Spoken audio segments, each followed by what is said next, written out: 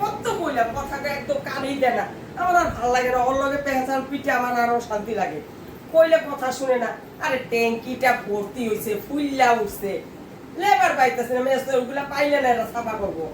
তুই হা পলিথিন এর মধ্যে হাইকিয়া ফালাই দে। ওই ফালাম আমি পারুম না, আমার দেখবো। দেখা থেকে সিস্টেমে নাই, কি দেখবো? কত করলাম আমরা এরকম। লেট্রিন বাড়ছে, লেট্রিন এরকম আসলো, আগের কি এরকম লেট্রিন মিট্রিন আসলো নি, অত আসলো না। কে কার দিকে তাকায় থাকে? সবাই ঘরে এরকম করতো। আমরা হাঁটতাম পলিথিনের মধ্যে লইয়া ঢিল মারতাম, ঢিল মেরে ফেলাই দিতাম। চালে পড়লে শুকাই দিত রৌদ্রতে, আর যদি নিচে পড়ছে সারাই দিত। কি প্রবলেম আছে? তাই যত নমুনার কথা। আমি পারিম না, আমার ভালো লাগে না, আমার দেখবো মাইসে। দেখবো কে? টাকাতে কি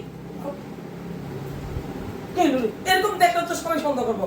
যাইবি ঢাবড়া লইবি, বাস ফালা দিবি ক্যামেরা, বাস শেষ। আমরা এক করছি না, মাইসে বুঝতেই পারলো না।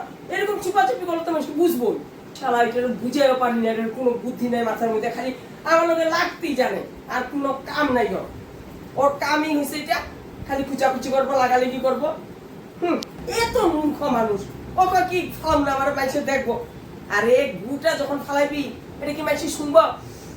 এটা অঞ্জলির গু, এটা এমুকের গু, এটা তমুকের গু, এটা কইবো মাইসে? জানবো কার গু না কার গু? ফালাই দে না, এগুলা নাই। ওর মতে ও চলবো, যেটা ভাবে এইটাই। এই লিগি তো এরকম অবস্থা। কোনো কথা শুনে না দেখেই আজকে এই পরিস্থিতি হয়। এই লিগে এখানে পড়ে রয়েছে।